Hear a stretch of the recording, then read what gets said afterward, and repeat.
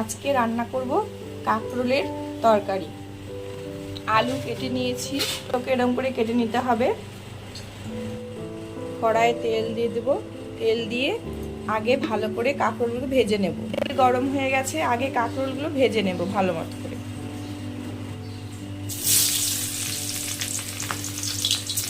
লবণ, হলুদ,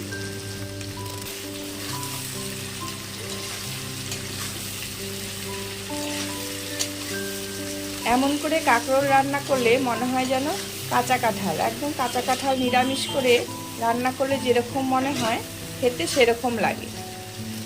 কাঁকরোল ভাজা প্রায় হয়ে এসছে, আর অল্প হবে। কাঁকরোল ভাজা হয়ে গেছে, কাঁকরোল এখন তুলে নেব।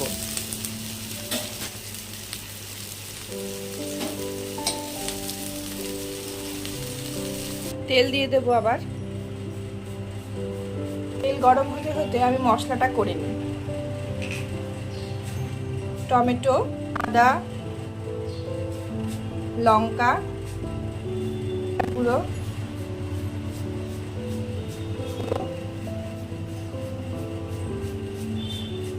দেবো কাশ্মীরি লঙ্কার গুঁড়ো।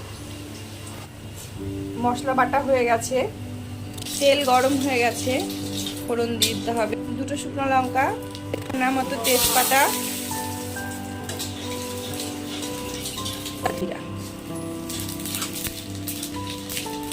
আলু,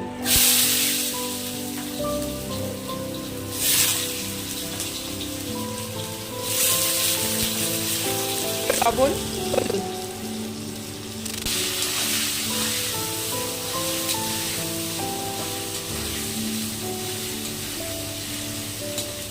আলু হয়ে এসছে, আর অল্প ভাজা হবে। আলু ভাজা হয়ে গেলে এর মধ্যে মশলাটা দিয়ে দেব। আলু ভাজা হয়ে গেছে,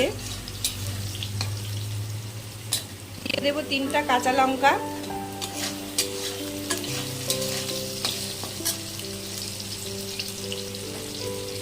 আর অল্প করে টমেটো,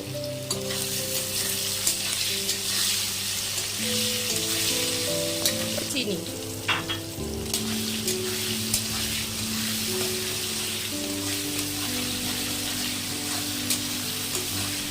দেব হলুদ। হলুদ দিয়ে অল্প জল দিয়ে দেবো। শুকিয়ে গেলে এর মধ্যে মশলা দিয়ে দেবো।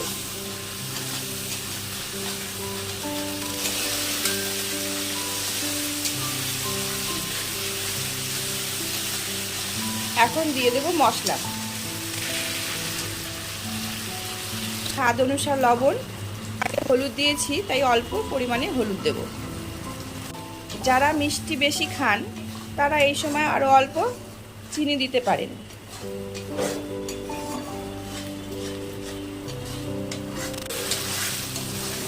এখন এর মধ্যে অল্প করে আবার জল দিয়ে দিতে হবে। একটু জল দিয়ে কষাতে হবে, তাহলে কষানোটা ভালো হয়।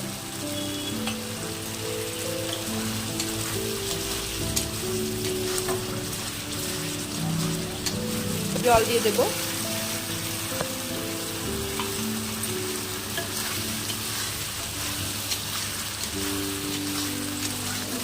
মশলা প্রায় হয়ে এসছে, এখনই আমি দিয়ে দেব কাঁকরোল।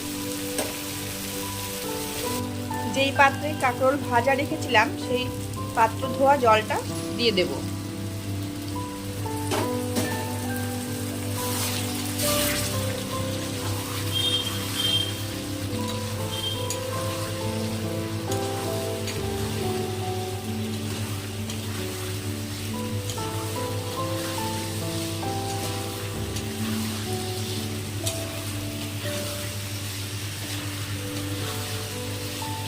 খেতে অনেকটাই নিরামিষ করে কাঁঠাল রান্না করলে যেরকম হয় সেরকম হয় এমন করে রান্না করলে। তবে নাড়ার সময় একটু সাবধানে নাড়তে হবে, কারণ তাড়াতাড়ি গলে যায়। নিচে যেন আবার ধরে না যায় সেটাও খেয়াল রাখতে হবে।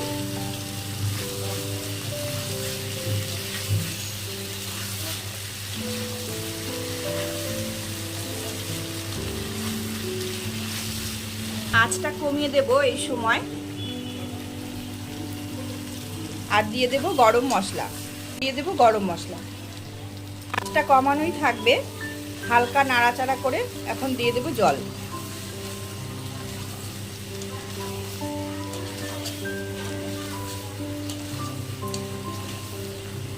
গরম জল।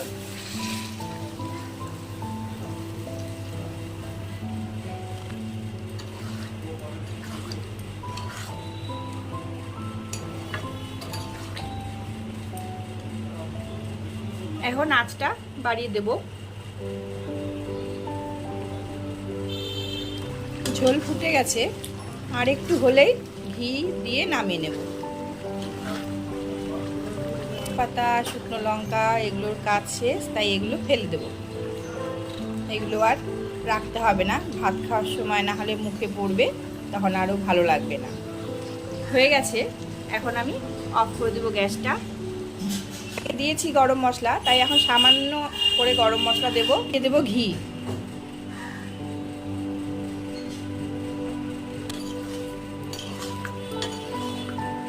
খেতে খুবই ভালো লাগে, এরকম করে রান্না করে দেখবেন, কাঁকরোল ভালো লাগবে।